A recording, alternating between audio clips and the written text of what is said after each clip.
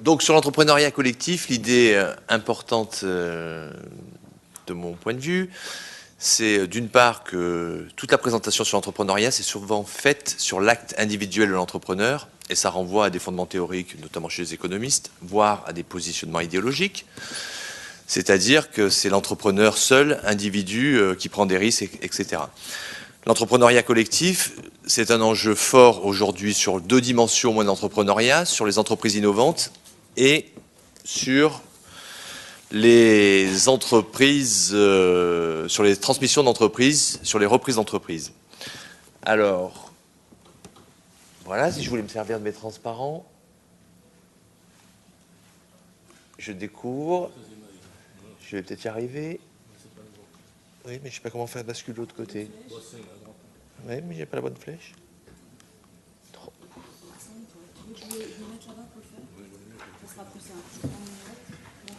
Ça, je peux le faire.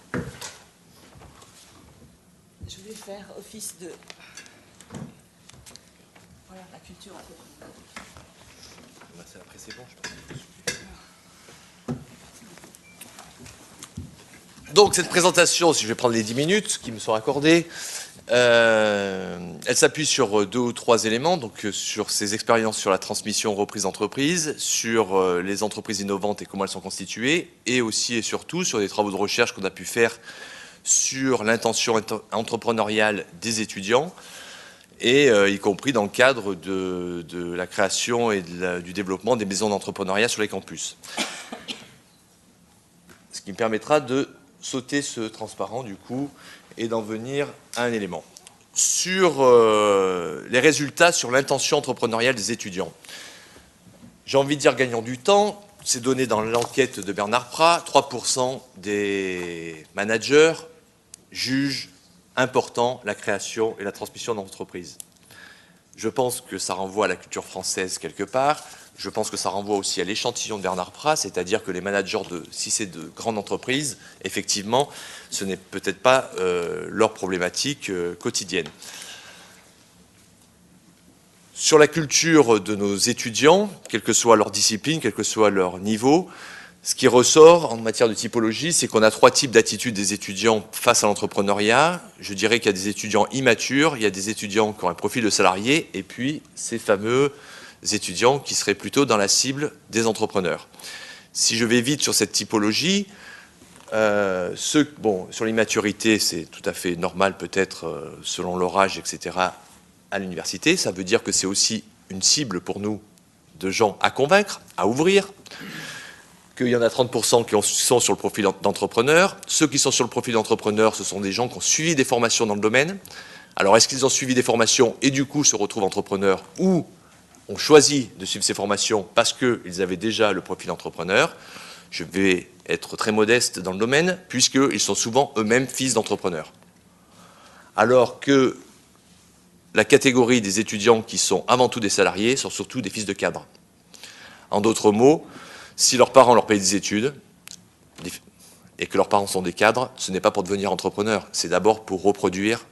Et je vous renvoie à des sociologues comme Bourdieu qui sont bien meilleur que moi pour développer ce point. Donc il y a une forme de reproduction et que quand on fait des études, effectivement, c'est pas d'abord et avant tout pour entreprendre, c'est plutôt pour se retrouver avec des contrats de travail, notamment dans les grandes entreprises. Donc on a monté cet observatoire à Grenoble et aujourd'hui qui permet de répliquer cette enquête dans une vingtaine de pays dans le monde pour essayer de voir s'il y a des différences. Donc le point important, c'est qu'on compare notamment sur des questions, je sais, il y a trop de lumière. Donc la lumière, où est la lumière? Je vais juste vous décrire les 4 points, parce que de toute façon le transparent a été très mal conçu dès le départ. C'est la lumière.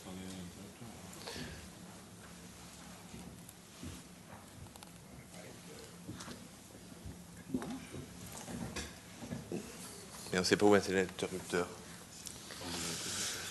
Bon, donc je continue. On va peut-être trouver l'interrupteur entre-temps. Ce qui ressort, c'est que là, c'était des questions sur comment les étudiants voient leur carrière professionnelle et comment ils voient l'entrepreneur. Vous avez des questions du bas où il y a une forte opposition. C'est-à-dire que sur des variables comme avoir du temps libre, pas avoir un travail stressant, ne pas trop travailler, avoir un revenu fixe et la sécurité d'emploi, pour les étudiants sur ces 5 variables-là, ce sont des éléments totalement différents, en opposition, c'est-à-dire qu'en gros, ils pensent que c'est la précarité d'être entrepreneur par rapport à un salarié, ils pensent qu'ils auront moins de temps libre s'ils étaient entrepreneurs, donc sur ces 5 variables-là, il y a une très forte opposition.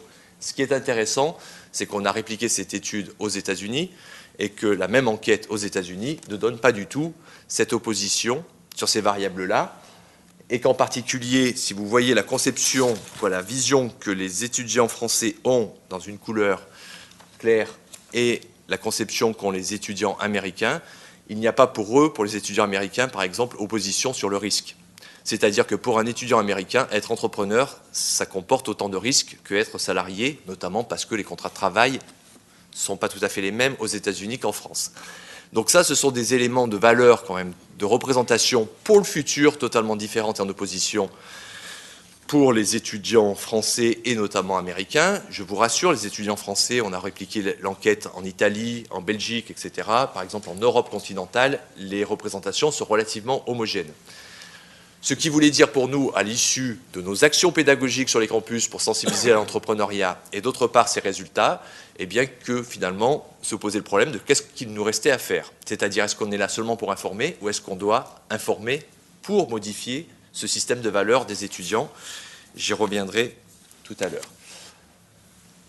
Donc sur le côté équipreneuriat, donc pour nous c'est une variable sensible, c'est de partir du principe que d'une part dans les entreprises innovantes, on a souvent des équipes entrepreneuriales, c'est-à-dire des gens qui s'associent pour entreprendre, notamment tout ce qui relève des entreprises innovantes qui passent par les incubateurs, où souvent l'universitaire, la personne du laboratoire n'est pas le porteur du projet, mais on va coopter quelqu'un de l'extérieur pour conduire le projet.